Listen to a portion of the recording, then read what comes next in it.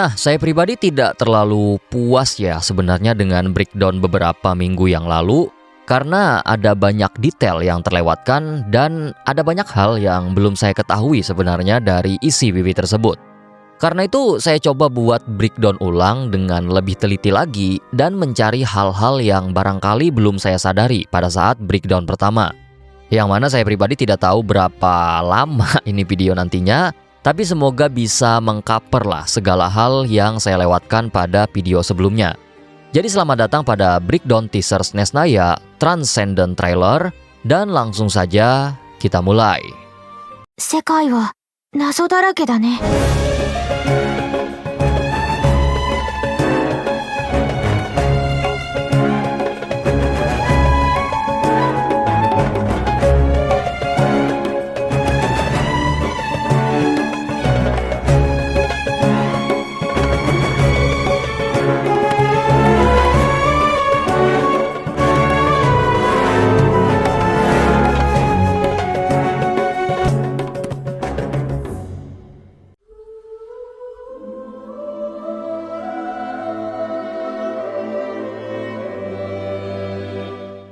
Sequence pertama kita bahas perlahan perihal Vodianitsa dulu.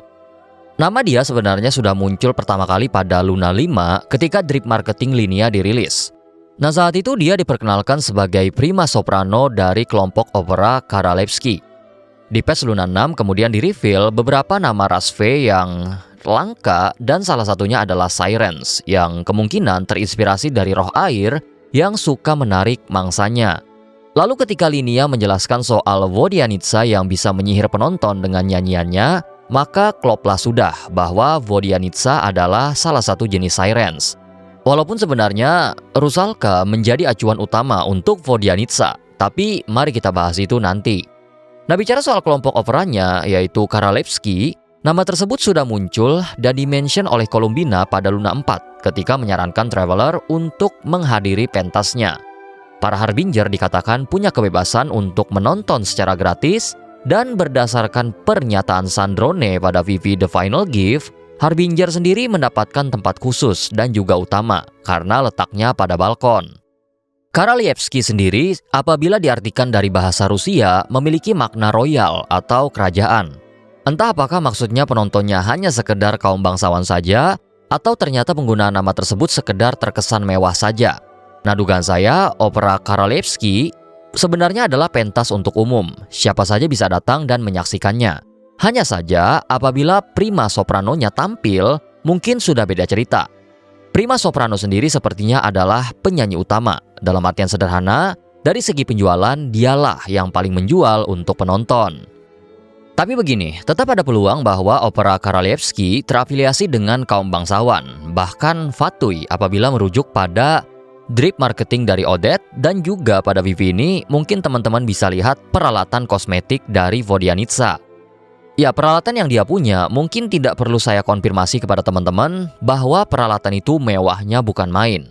Ya, saya pribadi tidak tahu apakah untuk bersolek memerlukan peralatan mewah, bahkan terkesan milik Vodianitsa seakan dikostum dalam pembuatannya.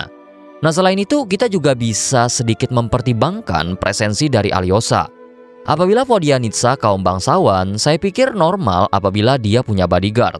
Walaupun untuk sekarang saya lebih condong menganggap Alyosha adalah komplotan dia. Selain itu, diperlihatkan bahwa Vodianitsa memiliki Vision Hydro dengan cangkang dari SNES Naya mirip dengan Tartaglia. Hanya berdasarkan data yang ada saat ini, tidak pernah ada Rasve yang menggunakan medium elemental. Apalagi dengan Vodianitsa mengambil referensi makhluk air, maka menambahkan kesan bahwa Vision tersebut bisa jadi adalah sekedar pajangan saja. Ya, walaupun cukup menarik apabila dia menggunakan kekuatan Vision, dalam artian akankah punya sebuah efek samping makhluk ciptaan Hyperborea menggunakan konsep kekuatan yang dibuat oleh Heavenly Principles. Nah, seperti yang saya mention, Rusalka dari cerita rakyat Rusia sepertinya menjadi salah satu sumber inspirasi dalam penggambaran Vodianitsa. Bahkan secara akurat, di daerah utara Rusia, Rusalka dikenal dengan nama spesifik, yaitu Vodianitsa, sesuai dengan nama karakter ini. Vodyanitsa digambarkan adalah water maiden yang memiliki rambut berwarna hijau dan tinggal di daerah danau, sekitaran kincir air, kolam, bahkan daerah laut. Dikatakan mereka tidak terlalu berbahaya sebagai roh air, hanya dalam beberapa cerita dikatakan Vodyanitsa kadang cukup agresif dan membahayakan kapal yang melintas. Entah relevan atau tidak, tapi Linia sendiri mengatakan satu hal pada voice-overnya, bahwa pada bagian terdalam suaranya Vodyanitsa terdapat daya tarik yang berbahaya, yang mana kalau ada yang mendengarkan suara itu, orang-orang akan tersihir dan terjerumus pada nyanyiannya. Saya masih menaruh rasa penasaran lebih terhadap kotak kosmetik Vodyanitsa yang kelihatan mewah itu. Dalam artian, cukup penasaran apakah peralatan mewah itu memang dia beli secara pribadi. Ya, kalau ada Mora, kenapa tidak sebenarnya, walaupun agak meragukan sih asumsi ini. Atau kemungkinan kedua adalah pemberian seseorang. Misalnya pemberian bangsawan-bangsawan Snesnaya atau orang-orang yang memiliki keterikatan emosional dengan sang diva.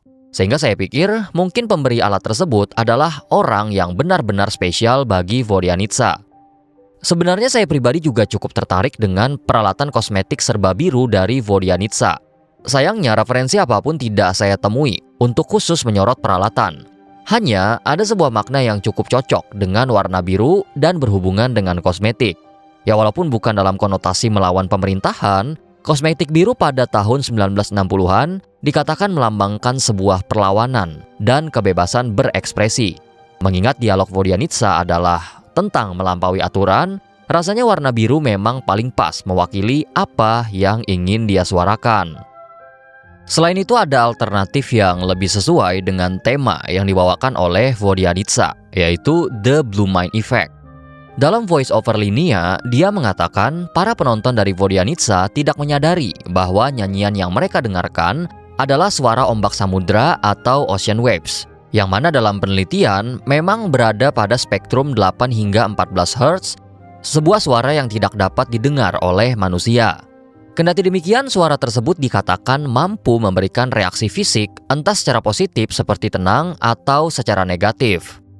Nuansa biru yang dibawakan oleh Vodyanitsa dugaan saya menambah kesan demikian.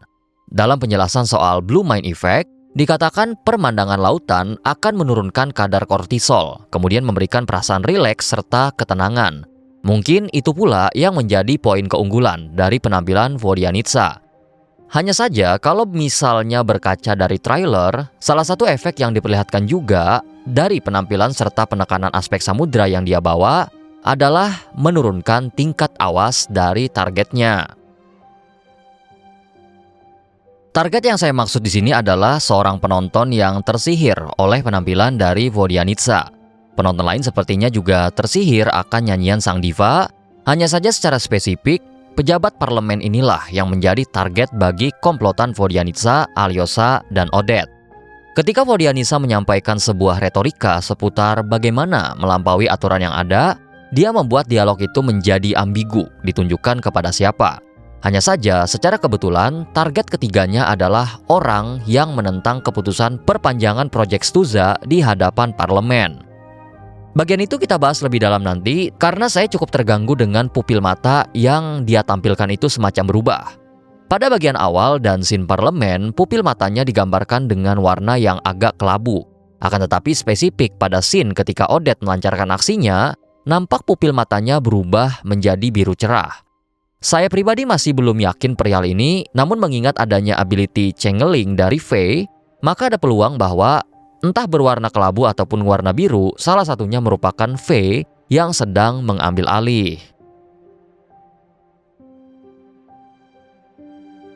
Kebetulan dalam salah satu dialognya, Vodyanitsa mengatakan kepada Alyosha, mereka harus cepat sebelum Lelek melakukan pergerakan. Naga susah untuk menakar apa atau siapa Lelek ini. Hanya saja, Lelek adalah kata yang berasal dari bahasa Slavik yang berarti sedih atau meratap. Selain itu, terdapat juga istilah lain yaitu burung yang tergolong nokturnal dan memiliki nama umum Nightjar. Saya pribadi untuk saat ini menganggap Lelek adalah nama suatu kelompok di Snesnaya atau mungkin memiliki pergerakan berbeda dengan apa yang dilakukan oleh komplotan Vodyanitsa. Ingin mengatakan Mayor Valeri adalah salah satu anggotanya, Hanya saya pribadi tidak memiliki bukti otentik akan itu. Tapi kalau memang benar bahwa lelek adalah kelompok tertentu, saya pikir jika berkaca dari simbolnya adalah burung nokturnal, sepertinya pergerakan mereka cukup senyap. Berbeda dengan Harbingers, Fatui maupun Drusna yang cukup terang-terangan. Oke, bab Vodyanitsa cukup panjang ya, karena doi memang banyak melontarkan makna baik dari kata maupun simbol. Segala simbol dan mitologi sudah kita bahas, sekarang masuk pada bagian retorika dari dia tentang rules atau aturan.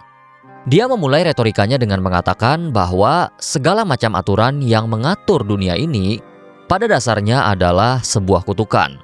Jadi hidup dengan aturan itu berarti menerima segala jenis kutukan yang sudah ditetapkan.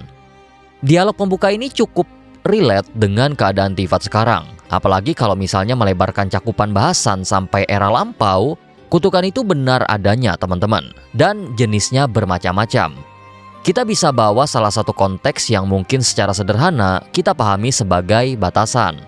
Di era ketika wakil langit menginjakan kaki di bumi, manusia di era itu hidup dengan berkah dari langit. Namun berdasarkan kesaksian Nicole pada kisah karakternya, berkah itu hadir bersama dengan sebuah kutukan berupa batasan, yang mana setiap manusia ingin melampaui batas, misalnya meraih langit atau melepaskan arwah dari tubuh agar bisa ke benua yang tidak diketahui. Intervensi langit selalu turun dalam bentuk yang kejam. Bahkan dialog dari Vodyanitsa pun selaras dengan pesan dari Koitar kepada Nicole, bahwa hukum tidak boleh digugat, ketentuan tak boleh dipertanyakan, dan aturan tidak boleh dilanggar.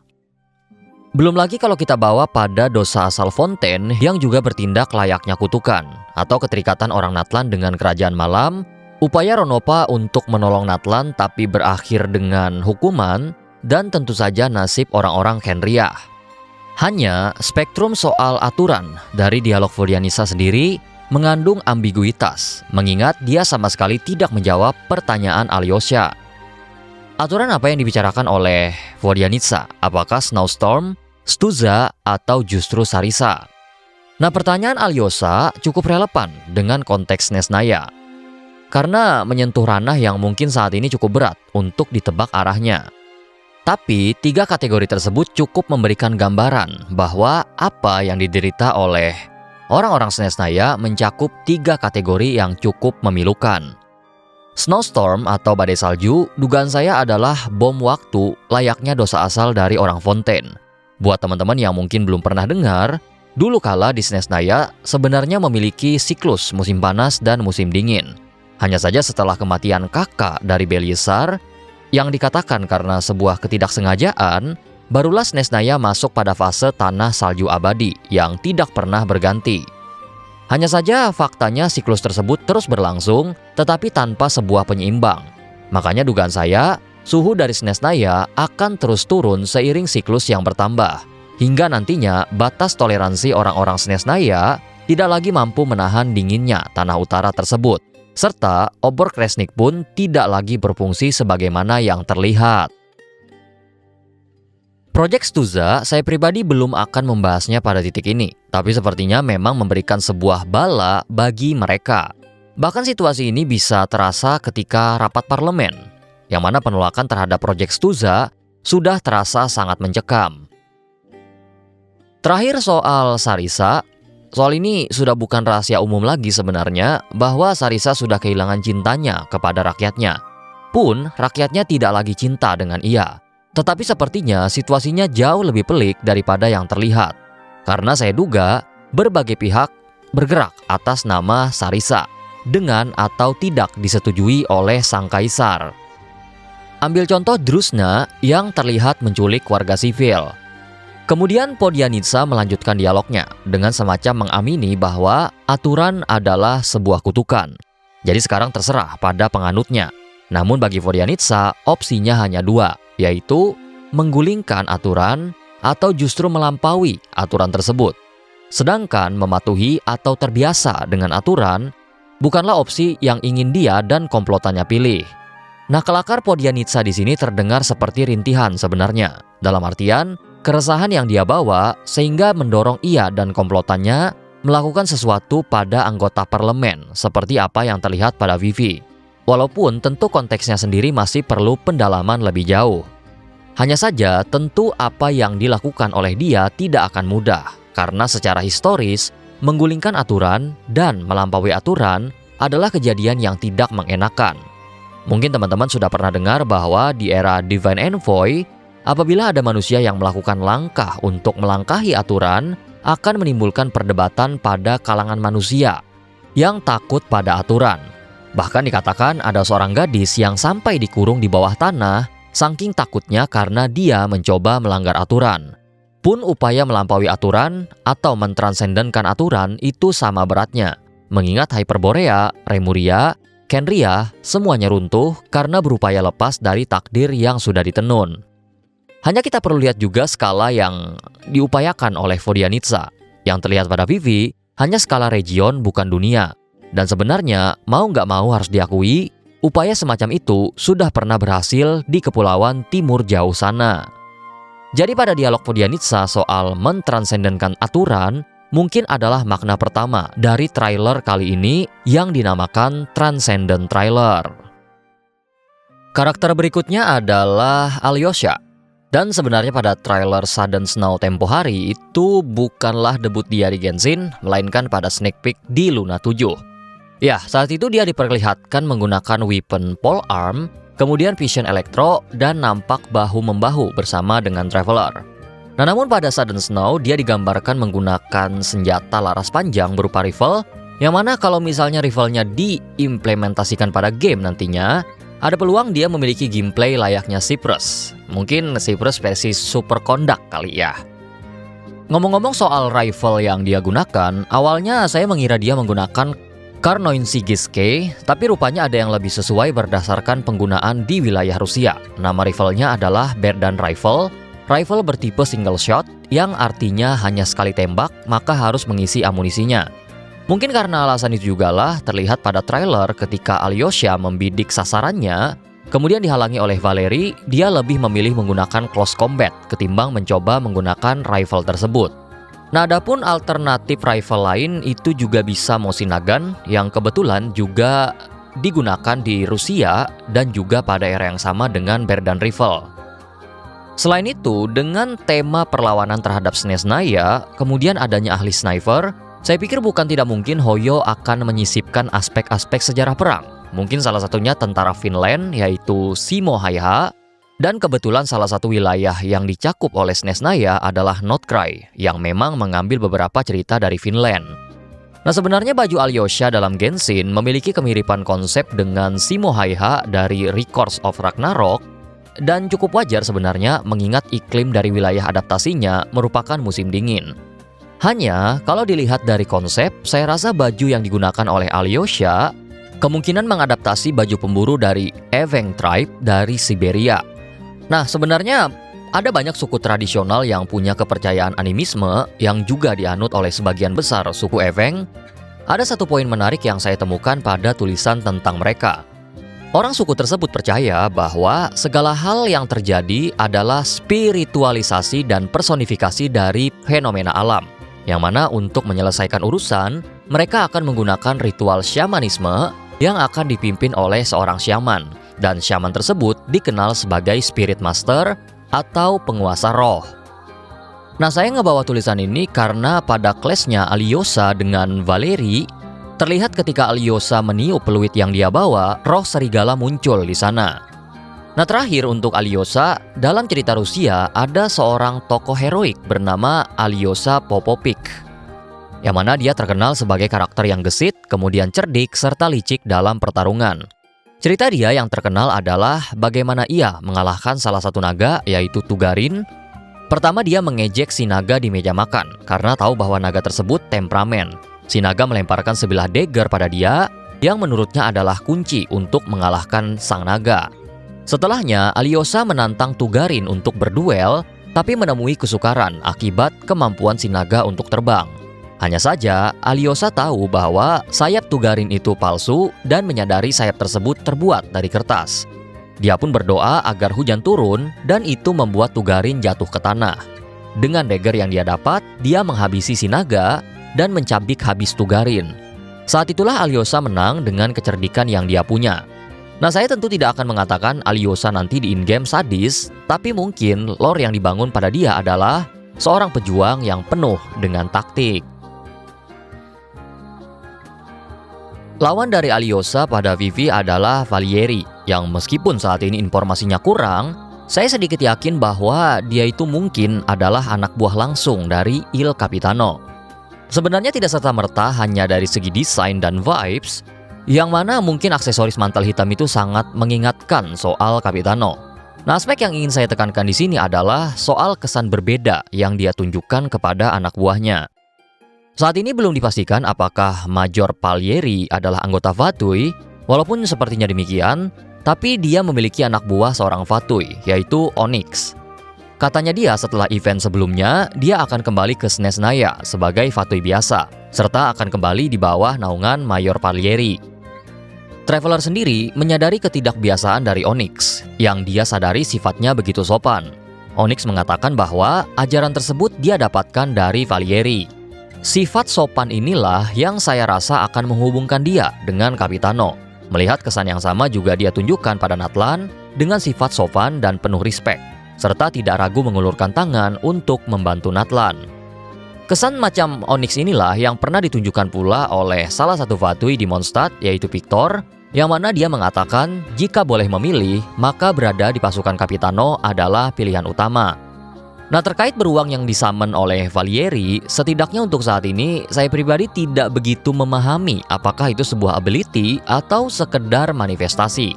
Karena berbeda dengan Alyosha yang mungkin berkaitan dengan syamanisme, Valieri tidak menunjukkan adanya pemanggilan arwah atau sejenisnya.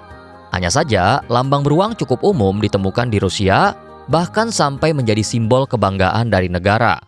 Selain itu, beruang juga dianggap sebagai simbol kebrutalan dan kekuatan yang besar, yang mungkin pada pipi tersebut menggambarkan kekuatan dari Valieri itu sendiri. Nah, terkait tokoh atau sejenisnya, saya pribadi belum menemukan adanya referensi yang bisa dipelajarin, karena nama Valieri ternyata cukup umum dan ada banyak banget tokoh yang menggunakan nama tersebut. Karakter yang juga hadir pada sequence awal adalah seorang gadis misterius yang bernama Odette. Nah, mungkin banyak dari teman-teman yang juga udah tahu bahwa Odette adalah pemeran utama wanita dalam pementasan balet yang berjudul Swan Lake.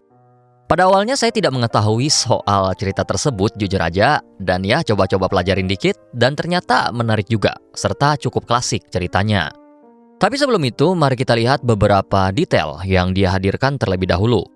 Clue bahwa Odette hampir dipastikan mengambil inspirasi dari cerita Swan Lake adalah transisi dari Vodyanitsa kepada dia.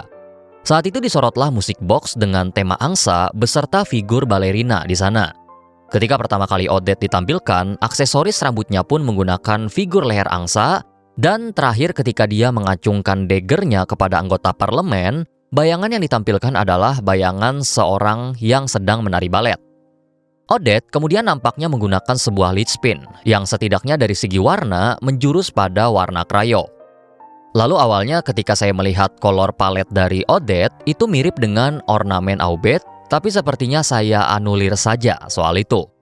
Lalu pada scene awal kemunculan, nampak dia menyembunyikan tangan kirinya di balik roknya. Kemudian pada saat scene terakhir dia muncul, terlihat bahwa tangan kirinya ternyata menggunakan sarung tangan berwarna gelap yang kontras berbeda dengan tangan kanannya.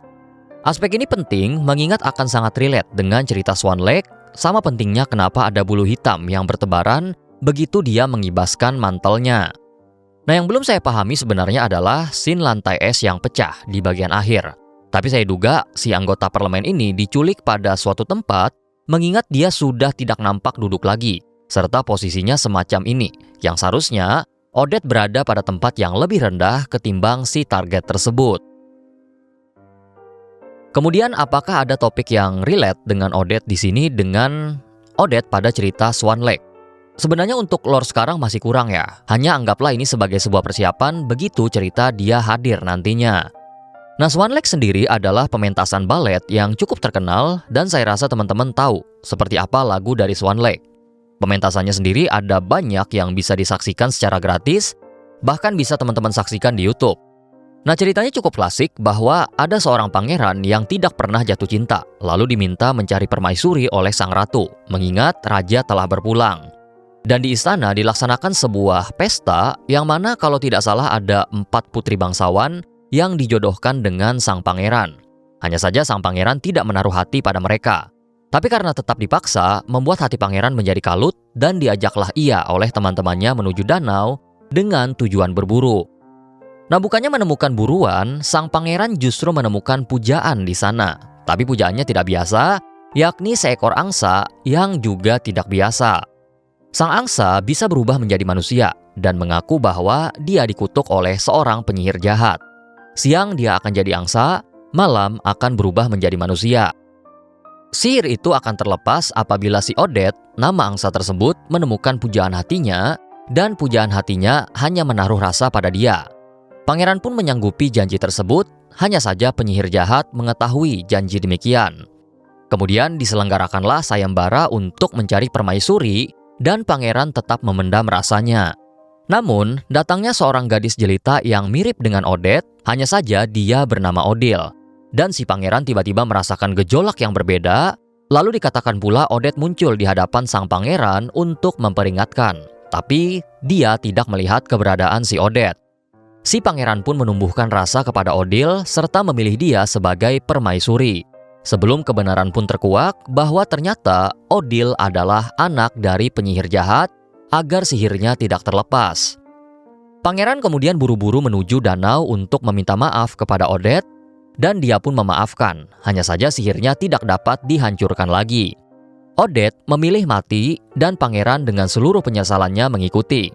Dan ternyata aksi dari keduanya mampu memutuskan seluruh sihir sang penyihir dan si penyihir musnah pada momen tersebut. Lalu cerita kemudian ditutup dengan pada satu bagian surga, pangeran dan Odette hidup saling cinta di sana. Nah, Hoyo setidaknya dari yang saya lihat akan mengadaptasi duality dari Odette dan Odile. Terlihat dari sarung tangannya yang kanan menggunakan warna cerah, sementara yang kiri menggunakan warna gelap. Hanya saja meskipun mirip, Odile dan Odette setidaknya dari yang saya baca adalah 2 orang yang berbeda meskipun selalu diperankan dengan 2 orang yang sama.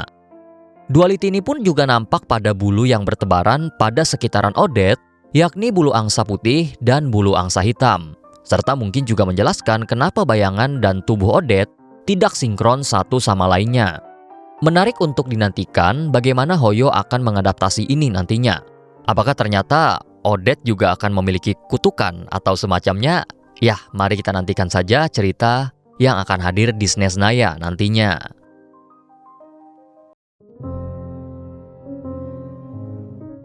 Beres dari sequence awal, kita beralih pada sequence berikutnya yang menyorot soal kondisi politik yang ada di SNES Naya. Topik ini sangat saya suka sebenarnya, tapi sepertinya nggak elok kalau dibahas lebih dalam pada video ini. Tapi secara garis besar kita bisa lihat bahwa politik di SNES Naya itu emang agak miris, utamanya terlihat dari suasana rapat parlemen ini. Parlemen ini sendiri bernama Snezhnograd Vyes yang dibentuk Sarisa pada 500 tahun yang lalu. Sederhananya semacam sistem pemerintahan baru yang dibentuk oleh Sarisa setelah dia memutuskan untuk tidak melanjutkan sistem aristokrat Pei yang melekat pada Belisar. Makanya salah satu kebijakan pertama ketika Sarisa naik jadi Arkon adalah dia mencopotin semua kebangsawanan Fey di masa tersebut. Nah, untuk saat ini, poin ini belum kejadian, namun sebenarnya pihak yang paling dekat dengan Traveler untuk mencari informasi soal Vyes adalah Alice. Mengingat wali kota pertama dari Snezhnograd sekaligus pemimpin parlemen pada saat itu adalah Ivanovna alias penyihir J. Bahkan Alice dikatakan sempat bantu Ivanovna dalam urusan pemerintahan di awal-awal berdirinya Vyes. Sehingga paling tidak Alice tahu cara main dari parlemen ini. Nah, mengenai susunan dari gedung ini sendiri, saya duga di belakang Pulcinella kemungkinan besar ada lambang bintang pucat yang cukup besar. Lalu para harbinger lain selain Pulcinella akan berada pada balkon atas. Nah, susunannya sendiri saya duga terinspirasi dari gedung parlemen di Rusia yang memang secara komposisi cukup mirip dengan yang ditampilkan. Nah, mungkin cukup sedetik ya untuk menyadari bahwa situasi politik SNES Naya itu tidak lebih baik daripada Inazuma pada awal-awal kedatangan Traveler. Bahkan saya duga jauh lebih parah daripada Inazuma. Terlihat beberapa bangku anggota parlemen sebagian kosong yang saya duga ada beberapa sebab musabab. Pertama, mungkin adalah abstain. Dugaan ini berakar dari kesaksian Wiliana soal bibinya yang merupakan bangsawan Fey. Dia mengatakan bibinya yang seorang Duchess sudah menutup total wilayahnya agar intervensi luar tidak masuk. Salah satunya mungkin adalah karena ketidaksetujuan akan keputusan pemerintah pusat. Nah, keputusan abstain ini juga cukup logis mengingat rapat parlemen sepertinya bukan sesuatu yang menyenangkan. Karena dilihat saja pengawasnya adalah para harbinger, dan kecuali Piero semuanya pada ngumpul di sana. Nah, apalagi fakta bahwa duit-duit negara semuanya dipegang oleh Pantalone, ya gimana mau rapat dengan kondusif ya kan? Jadi ya boleh dikatakan rapat parlemen ini hampir pasti semacam formalitas doang. Nah, kedua, kalau boleh saya sederhanakan adalah diculik. Gini, pada sequence sebelumnya kita bisa melihat bahwa ancaman yang dilancarkan adalah yang ditujukan kepada anggota parlemen. Dan itu pun cukup untuk membuat anggota parlemen tersebut berani mengemukakan pendapatnya. Nah, bisa jadi itu salah satu kasus yang paling sederhana untuk terjadi, sedangkan kasus beratnya benar-benar diculik. Ya, walaupun soal ini tidak ada data yang valid untuk sekarang, dan ada peluang sebenarnya timeline daripada sequence ini sendiri terbalik dengan sequence sebelumnya. Jalan rapatnya sendiri sama sekali tidak terlihat kondusif ya. Emang semua pada diam mendengarkan keputusan, tapi mungkin lebih tepatnya terdiam, mengingat pengawasnya adalah harbinger. Nah, pada akhirnya kita bisa sedikit melihat jalan dari skenario awal karena target dari Vodyanitsa dan kroninya melakukan semacam protes keras akan keputusan Project Stuza. Nah, sebenarnya akan cukup menarik kalau ternyata timelinenya dibalik setelah dia protes lalu diincar. Namun keberadaan Valieri sebelumnya itu masih menjadi titik tumpu bahwa timelinenya benar. Tartaglia dan Sandrone semacam terhentak dengan adanya protes dari pria tersebut. Nah, awalnya saya menduga bahwa keduanya terkejut karena adanya protes. Tapi saya coba memikirkan lebih matang lagi dan dugaan saya seperti ini. Pria ini mungkin adalah yang paling kekeh untuk menyetujui berjalannya Project Stuza. Asumsi ini timbul berdasarkan skenario sebelumnya, karena si pria akhirnya diincar oleh komplotan Vodyanitsa. Sehingga lengkaplah sudah skenario yang ada, soal alasan dia diincar dan keterkejutan akibat adanya perubahan keputusan yang janggal. Nah, untuk respon Arlecchino dan juga Pulcinella mungkin bisa kebaca ya, terutama si Pulcinella yang memegang kas negara. Kemudian terkait Project Stuza, saya pribadi masih belum yakin untuk ngebahas, jadi untuk sekarang tidak dibahas terlebih dahulu. Kemudian masuklah kita pada sequence Viesna dan Druzna. Saya pikir Druzna akan berpotensi menjadi musuh masyarakat untuk cerita Snesnaya nantinya. Kalau dugaan saya tidak meleset, mereka mungkin akan menjadi aparat yang bergerak seenak udel demi menarik perhatian Sarisa. Dugaan ini berakar dari, ya sebut saja 3 pilar revolusi mental dari Sarisa, yang mana 2 diantaranya adalah pendirian parlemen dan perlemahan bangsawan Fey, dan satu yang terakhir adalah tidak melanjutkan kebijakan Belisar untuk memperkuat Druzna dan malah memilih mendirikan Fatui. Tetapi seperti kata Viesna sebelumnya, mereka justru mengabdi pada Sarisa sebagai bentuk kehormatan tertinggi. Entah Sarisa akan peduli soal itu atau tidak. Tapi saya pikir kalau ada yang berupaya menentang keputusan Sarisa, merekalah yang akan bergerak untuk menyudahi pergolakan tersebut. Yap, terlihat juga pada ekologi teaser, Druzna lah yang menangkapi warga sipil di Snesnaya. Oke, salah satu yang diperkenalkan sebagai anggota Druzna adalah seorang Fey bernama Viesna. Dia nampak memiliki stellar lispin anemo yang alasannya sepertinya terpampang pada nama ras Fey dia nantinya. Viesna lagi-lagi sepertinya mengambil nama dari mitologi Slavik dengan nama yang sama, yang merepresentasikan Dewi Bumi pada musim semi. Nah, sayangnya penjelasannya tidak begitu banyak, hanya saja kita bisa ekspansi sedikit bahasan ini pada ras Fey dari dia. Nama Viesna ternyata sudah rilis sejak Luna 6, tepatnya di Dorman Port, melalui NPC Kyutsieva. Dan di sana dia menjelaskan bahwa Viesna berasal dari ras Vili. Ras ini adalah satu dari 6 ras Fey umum di Snesnaya dan terkenal akan parfum dari adipatinya yang sangat luar biasa, hanya saja sudah hilang dari zaman. Dari penjelasan dia, Viesna kemungkinan salah satu Vili yang tersohor, kalau bukan yang paling sohor. Vila sendiri benar adalah nama peri dari mitologi Slavia Dan dalam beberapa catatan, villa kemungkinan adalah bahasa turunan, yang mana bahasa asalnya menegaskan bahwa nama ini memiliki konotasi yang mengarah pada angin. Dan mungkin alasan utama lead spin-nya adalah anemo karena asal kata tersebut.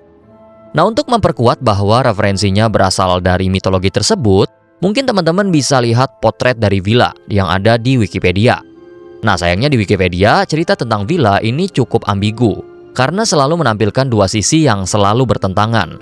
Di satu sisi cerita, ada yang mengatakan mereka adalah peri yang baik, namun di sisi lain malah peri yang kejam. Namun berdasarkan trailer ekologi beberapa waktu yang lalu, mungkin untuk sekarang saya lebih ke arah adanya konotasi yang negatif tentang mereka. Ya walaupun saya pribadi agak ragu bahwa Drusna mewakili seluruh villa.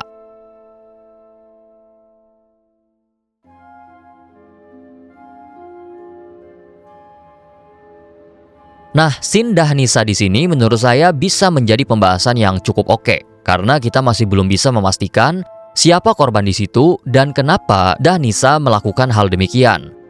Saya pribadi menduga bahwa si korban mungkin juga salah satu anggota parlemen dari Snesnogyard Fies dan satu dari sekian banyak pengisi kursi kosong di sana.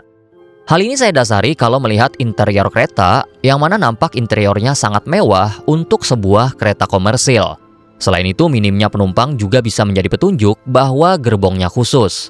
Tapi perlu dicari tahu juga soal apakah seluruh penduduk Snezhnaya menjadikan kereta sebagai alat transportasi utama. Saya pribadi juga coba membandingkan dengan kereta yang ada pada video-video lain, hanya saja perbedaannya juga tidak mencolok. Untuk Dahnisa, terlihat menggunakan kostum maid gaya Victoria kalau saya tidak salah menduga ya. Tapi dengan kelakarnya, tidak mengejutkan nanti kalau dia di-reveal rangkap jabatan juga sebagai seorang assassin. Nah, sayangnya tidak ada informasi mendalam soal dia untuk saat ini, bahkan saya juga cukup meragukan untuk nama dia. Nah, saya memang sempat baca di live chat tempo hari bahwa Dahnisa adalah nama Morningstar dari Slavic, yang mana agak ambigu juga untuk saat ini. Morningstar di Slavic menggunakan nama Zoria, sedangkan Dahnisa sendiri adalah nama turunan dari nama lain yaitu Denisa. Jadi bukan semacam sumber langsung gitu loh, sehingga saya pribadi setidaknya untuk sekarang tidak akan mendalami peluang tersebut.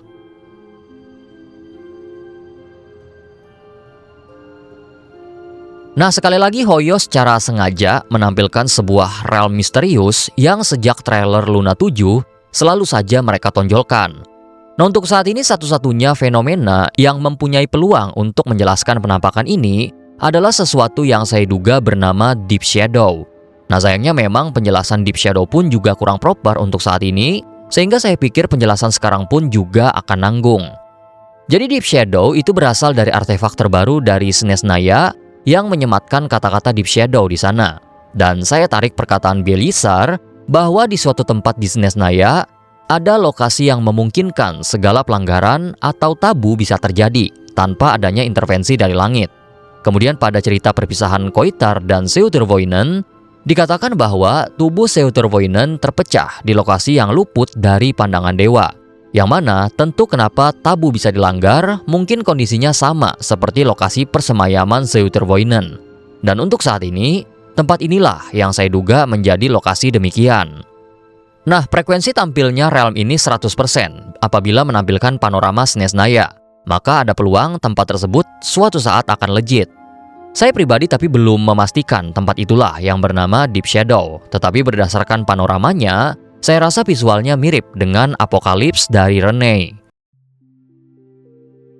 Setelah scene Deep Shadow, saya percaya tidak berkaitan dengan scene berikutnya, dan muncul lagi salah satu Fae yang ada di Snezhnaya. Dari dialog yang dia sampaikan mengindikasikan bahwa dia adalah Fae yang sudah berumur cukup panjang dengan membandingkan era dulu dan era sekarang yang dia katakan sudah sangat lembek. Kemudian dilihat dari ornamen yang dia gunakan, saya percaya dia memiliki sebuah kastil, entah kastil pribadi atau sekedar tempat tinggal, dan hal ini didasari karena ada salah satu lambang yang ada pada drip marketing Snezhnaya yang menunjukkan adanya lambang yang mirip dengan ornamen yang digunakan oleh Noi. Ya, walaupun saya sebelumnya mengatakan bahwa Noi punya kaitan tertentu dengan gereja, mungkin untuk sementara waktu saya anulir dulu sampai ada informasi lanjutan. Saya sempat baca juga bahwa Noi adalah kata Noah atau Nuh dalam bentuk Rusianya. Hanya saja saya nggak akan mendalami kemungkinan itu karena ada makna lain yang berarti ornamen. Di zaman Belisar ada seorang Fey yang bernama Vodianoi. Hanya saja karena katanya dia adalah penguasa air, saya pikir mungkin tidak cocok secara visual dengan Noi pada teaser kali ini. Sequence berikutnya menyorot keberadaan obor Kresnik, tapi kita fokus dulu pada Micha. Referensi Micha yang saya tahu cukup terbatas, mengingat dari segi penamaan sendiri hanya sekedar mengetahui bahwa Micha merupakan bentuk diminutif dari Dmitri. Diminutif itu sendiri semacam sebutan yang lebih intim dari orang terdekat. Contoh lainnya misalnya Mikhailo biasanya dipanggil Misha, yang mana Dmitri sendiri memiliki makna seseorang yang taat. Nah, sebenarnya namanya cukup unik untuk lambang yang dia bawa, yaitu lambang atom. Lambang tersebut memang umum ditemui untuk mewakili sains, hanya saja tidak jarang lambang itu juga digunakan untuk lambang ateis. Tapi kasus ini bukan kasus pertama, mengingat Feofan juga memiliki nama yang kontradiksi dengan kelakuannya. Nah, kalau dilihat dari penampilannya, nampak jelas bahwa Micha merupakan seorang saintis.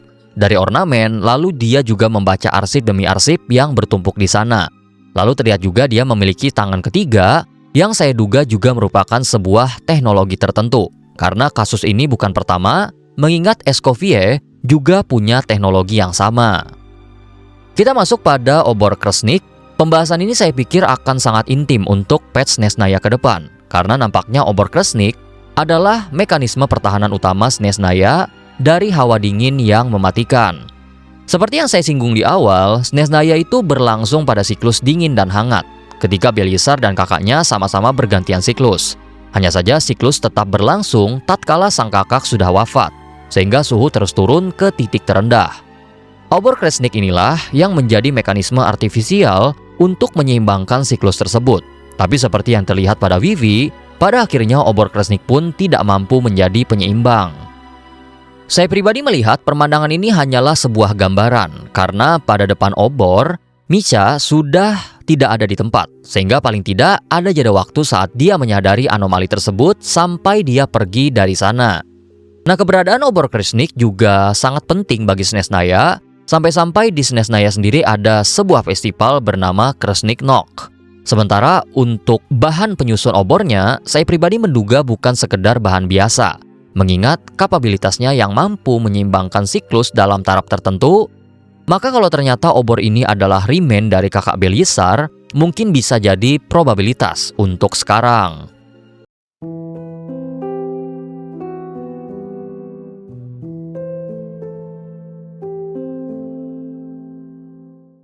Nah, masuklah kita pada sequence yang mungkin penuh teka-teki sejak trailer rilis dan sepertinya akan bertahan hingga rilisnya Snezhnaya nantinya. Saya yakin scene ini akan berlangsung pada dua era, yaitu era lampau dan era sekarang. Detail ini bisa dilihat dari ornamen di kepala Saritsa. Pada era lampau yang saya percaya berada pada scene ini, terlihat bahwa Saritsa hanya sekedar menggunakan ornamen kepala yang cukup sederhana di sana, dan mungkin menyatakan bahwa saat itu dia belum menjadi seorang Archon. Nah, berbeda dengan ketika menghadap Ronova pada salah satu lokasi, nampak di sana Saritsa menggunakan ornamen yang cukup kompleks, dan mungkin saat itu dia sudah menjadi seorang kaisar. Sebagaimana kaisar-kaisar wanita di Rusia yang memang menggunakan ornamen yang cukup menegaskan status mereka. Saritsa nampak memiliki seorang anak lelaki dengan mata primogems layaknya orang Henryah. Sesuatu yang mengejutkan, tapi tanda-tanda hadirnya mereka yang memiliki mata serupa juga sudah terlihat dalam beberapa arsip setahun ke belakang. Nah, di saat yang bersamaan, realm ingatan Saritsa semacam runtuh dan nampak dia membekukan apa yang bisa dia bekukan pada saat itu sebelum akhirnya masuk ke dalam tempat tertentu dan timeline berganti. Pada timeline inilah Saritsa sudah sepenuhnya menjadi Archon, berjalan perlahan di antara Snezhnaya yang telah membeku, lalu menemui Ronova pada tempat yang saya percayai adalah obor Kresnik yang sudah beku sepenuhnya. Dan kalau melihat dari suasana, pertempuran sepertinya tidak dapat dihindarkan. Pada scene ketika Ronova merobek sebuah klise, terdapat sebuah kesan samar bahwa memori Saritsa kembali dan memori itu runtuh seiring Ronova mencabik salah satu bagian gambarnya. Sederhananya dari scene ini adalah Ronova membunuh suami Saritsa yang membuat segalanya hancur berantakan. Tapi bersamaan dengan itu, segala ingatan Saritsa menghilang, namun sepertinya tidak terhapus karena Saritsa membekukan momen.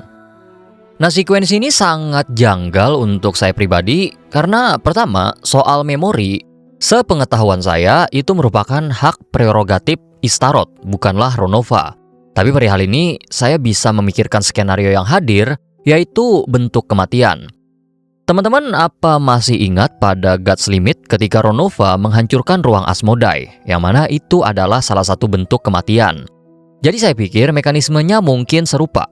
Selain itu, soal kematian dan memori juga sudah hadir pada Luna 7 ketika Dottore mengakali penghapusan memorinya ketika dia mati. Yap, dia membagi jiwa, menyerahkannya kepada Feovan, lalu Dottore mati. Nah, agar ingatannya Dottore bisa kembali, Feovan menyuntikkan jiwa setengah dari Dottore kepada Leyline, sehingga ingatan tersebut bisa kembali. Nah, selain itu, Kerajaan Malam pun yang dalam pembuatannya ada campur tangan Ronova juga memiliki aspek ingatan. Nah, permasalahan kedua di sini adalah memori yang terhapus justru diarahkan kepada Saritsa. Jadi ibarat kata, hilangnya memori tertentu tersebut bukan diarahkan secara langsung, melainkan sebuah after effect dari kematian memori tertentu. Efek ini mirip dengan apa yang diderita oleh Sumeru ketika Rukkhadevata menihilkan eksistensinya, sehingga seluruh sejarah menjadi berubah.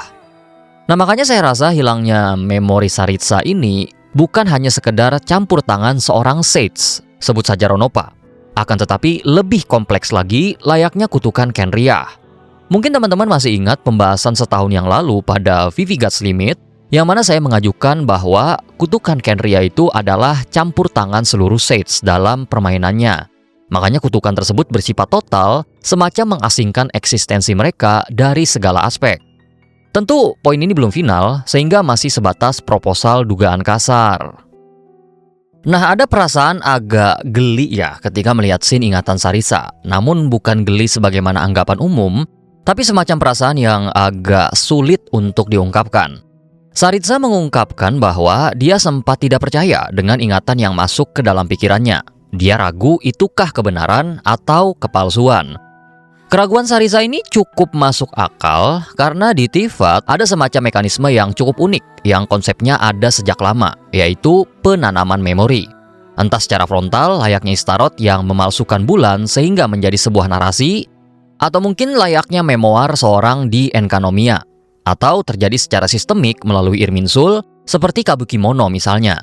Atau juga ada segala jenis modifikasi yang terjadi pada Sumeru. Hingga yang membuat saya paling takut adalah apa yang terjadi pada Bedtime Story, sebuah bukti fisik tentang memori yang tidak pernah ada tapi terwujud secara maya dalam ingatan melalui Loom of Fate.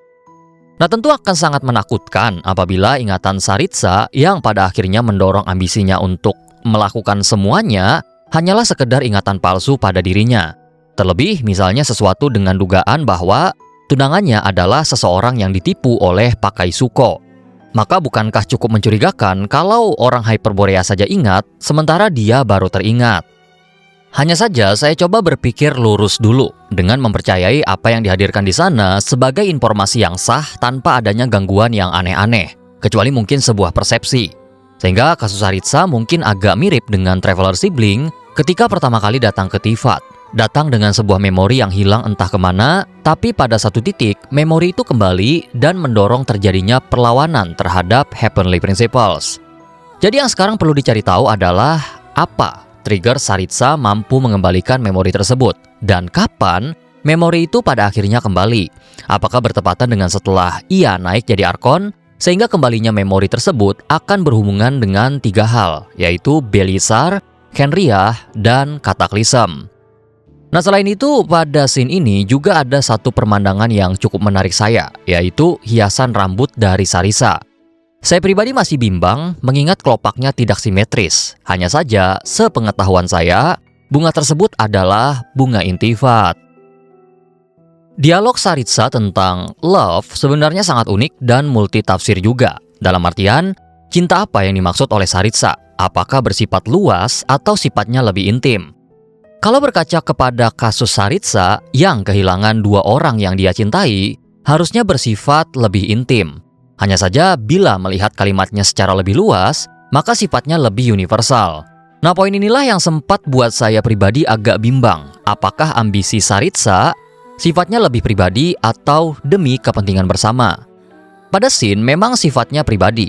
Saritsa yang ingatannya kembali akhirnya mengenang masa indah dia bersama anaknya. Hanya pada narasi, Saritsa lebih mewakili banyak orang. Terlihat dalam dialognya, jangan memberikan kayu lapuk kepada orang tenggelam, dan jangan berikan ilusi kehangatan kepada orang yang akan mati kedinginan. Inti kalimatnya adalah, jangan berikan sebuah harapan palsu atau semu.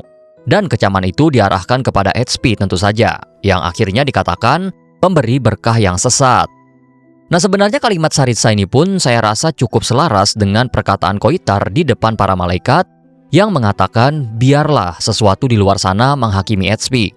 Dalam artian, Saritsa juga mungkin tahu sebagaimana Koitar bahwa di luar sana, The Omega akan datang suatu saat nanti dan kehidupan aman yang hadir saat ini hanyalah harapan semu.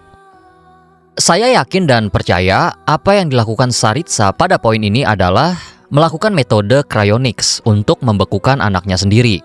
Dugaan saya anaknya akan mencapai status absolute zero sehingga mencapai pula titik zero entropi yang membuat anaknya membeku tanpa adanya perubahan pada molekul tubuhnya. Sehingga suatu saat, mungkin dengan mengakali sistem yang berlaku, sang anak akan kembali ke pangkuan. Dugaan saya ada 2 hal yang mungkin terjadi pada sang anak. Pertama, terkena kutukan semacam Kenriah dan akan berubah bentuknya menjadi sesuatu yang mungkin tidak diinginkan. Saya tidak mengatakan bahwa sang anak merupakan orang Kenriah. Hanya, kutukan Kenriah sendiri bukanlah catatan pertama soal perubahan bentuk makhluk hidup. Sebelum itu, di buku Perrin Harry, klausul yang sama sudah hadir pada era Perang Arkon. Tapi catatan terjauh yang saya tahu adalah di Salpindaknir, juru tulis bernama Uko yang berubah menjadi Hilikur, yang mana membekukan si anak tentu langkah preventif untuk kutukan demikian. Kemungkinan kedua adalah lenyap, dan ini memang yang tergambar pada Vivi. Terlihat setelah Saritsa membekukan dia, lalu Saritsa bangkit dari kursinya, si anak telah menghilang. Padahal nampak jelas sebelum dia benar-benar dibekukan, posisinya tepat berada di sebelah Saritsa. Nah, apabila kemungkinan kedua ini yang terjadi, saya pribadi belum punya dugaan pasti tentang rencana Saritsa. Beda dengan cryonics, yang mungkin melepaskan kutukan tersebut akan membatalkan kejadian naas yang menimpa sang anak. Oke, saya yakin teman-teman juga sudah pada notice soal senjata Saritsa yang dia gunakan untuk setidaknya menghadap Ronova pada momen tersebut. Entah kebetulan atau tidak, pada ujung pangkal senjatanya terdapat sebuah halo yang mirip dengan halo pada tangan Istaroth. Dan Istaroth sendiri hanya memiliki halo pada tangan kanannya. Tapi berdasarkan rekam jejak sendiri, misalnya Istaroth melakukan hal yang mungkin kalian duga, ini bukanlah kali pertama mengingat dia sudah melakukan hal yang sama kepada Zibai, kemudian Enkanomiya. Lalu pada sekeliling weapon tersebut juga terdapat semacam helix yang mirip dengan helix milik Naberius sebelum menyatu dengan Rine. Akan tetapi berbeda dengan Naberius yang digambarkan dengan double helix, weapon Saritsa hanya single-stranded saja. Kalau saya boleh menebak lagi, dugaan saya perbedaannya layaknya DNA dan RNA. Hanya saja cukup sulit memetakan kira-kira perbedaannya di titik apa antara Naberius dengan Saritsa. Tapi saya pribadi melihat adanya potensi pada beberapa aspek. Pertama, DNA sifatnya permanen dan juga lebih stabil, sementara RNA sebaliknya. Hanya saja fungsi RNA lebih spesifik dan apabila selesai maka akan dipecah. Mungkin ini merepresentasikan weapon Saritsa yang sifatnya sementara dan memiliki fungsi khusus, tidak kurang, tidak lebih. Kedua, resistensi terhadap sinar UV. Dituliskan DNA lebih lemah, sedangkan RNA lebih resistensi akan paparan sinar UV. Tapi sayangnya selebihnya saya tidak menemukan suatu hal yang bisa dikaitkan, kecuali dugaan mungkinkah pertemuan dengan Rine adalah untuk melengkapi single strand tersebut. Nah, untuk saat ini ada satu calon tunggal dari nama weapon tersebut, yaitu Mistiltein. Mengingat Columbina pernah mention nama itu pada akhir Archon Quest Luna, dan Mistiltein adalah salah satu senjata dalam mitologi Nordik. Oke, kita masuk pada poin terakhir pada sequence ini, yang mana mungkin agak terdengar aneh bagi sebagian teman-teman, namun saya pribadi memahami scene ini secara terbalik. Dari sini terlihat bahwa Saritsa mulai menanjaki tangga demi tangga di tengah Snesnaya yang telah membeku. Lalu tibalah ia di hadapan Ronova yang kala itu berada pada hadapan obor Kresnik yang juga sudah membeku. Dari sini nampaklah bahwa Ronova sedang menghalangi jalan atau rencana Saritsa. Nah, soal Ronova yang menjadi penghalang rencana Saritsa, saya tidak akan mengubah asumsi tersebut. Hanya mungkin saya pahami dengan cara terbalik di sini, bahwa kemungkinan Ronova berencana menyalakan kembali obor Kresnik yang sudah membeku untuk mengembalikan kondisi Snesnaya sebelum membeku.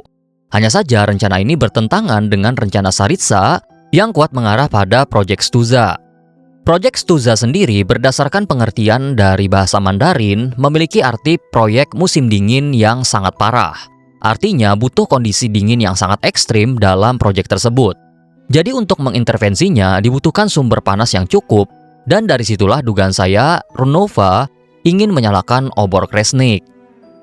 Memang terkesan bahwa Saritsa seolah ingin menghancurkan Snesnaya dengan kondisi yang demikian. Hanya saja leitmotif dari lagu sequence ini yang menjawab semuanya. そして天理は私たちの愛を汚した。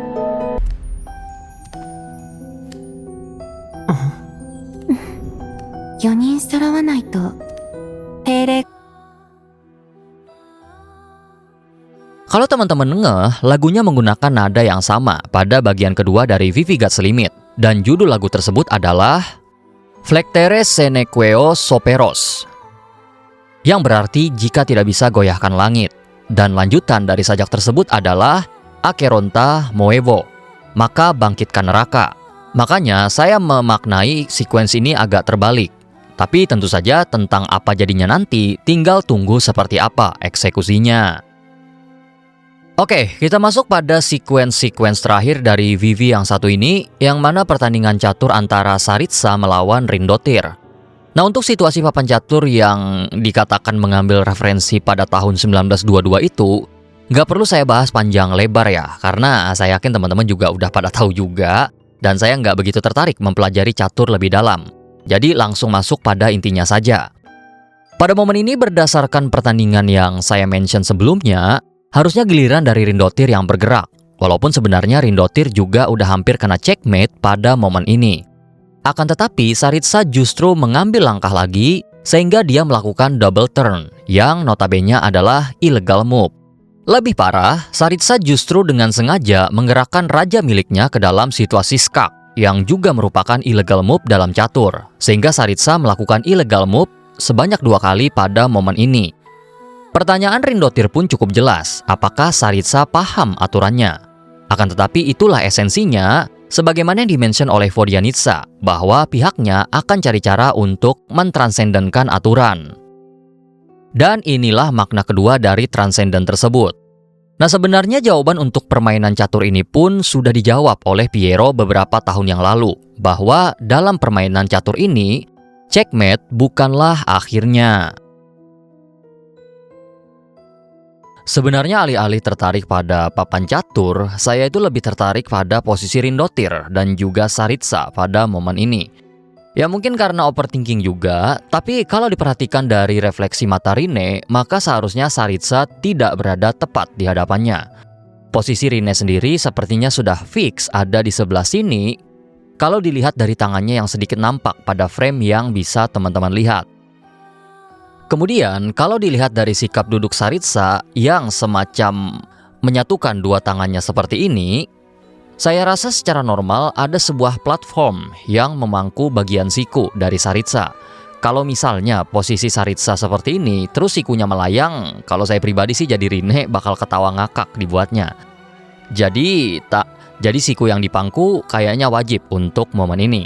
Nah, tapi Saritsa kemudian sepertinya tidak memangku tangannya pada meja catur, mengingat pada bagian seberang dari Rindotir, bayangan catur terlihat terpendar dari bidak caturnya, sehingga kemungkinan Saritsa duduk pada singgasananya. Jadi, dilihat dari bayangan kemudian pantulan Saritsa dari mata Rindotir, saya duga Saritsa berada pada sisi sebelah sini, dan memang ada sebuah bayangan yang cukup besar dari arah sana. Mungkin bisa jadi tiang, mungkin juga adalah singgasana. Nah, dengan penyambutan semacam itu, maka saya pikir Rindotir sebenarnya adalah tamu yang tidak diundang, tapi sekaligus tamu yang tidak ditolak. Mungkin Rine membawa sebuah proposal tertentu yang mana proposal itu berhubungan dengan perkataan Alice pada Luna 3 bahwa Rine melakukan sesuatu yang memaksa Alice pada akhirnya turun ke Tivat dari perbatasan.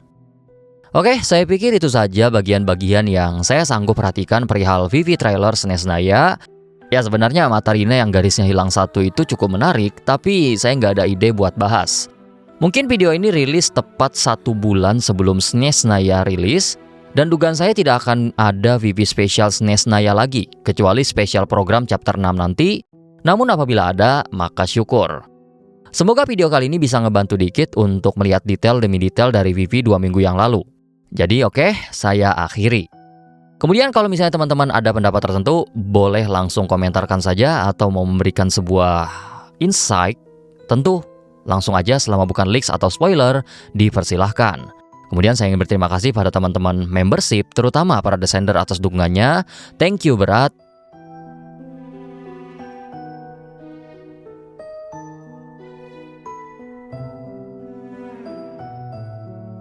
Dan buat teman-teman sekalian yang udah menonton sampai habis, terima kasih sudah meluangkan waktunya. Kalau suka dengan kontennya, jangan lupa berikan like, komen, dan subscribe. Atau bisa gabung membership juga untuk dukungan langsung, serta eksklusif konten. Oke, saya Mas Pur izin pamit dulu. Adestra.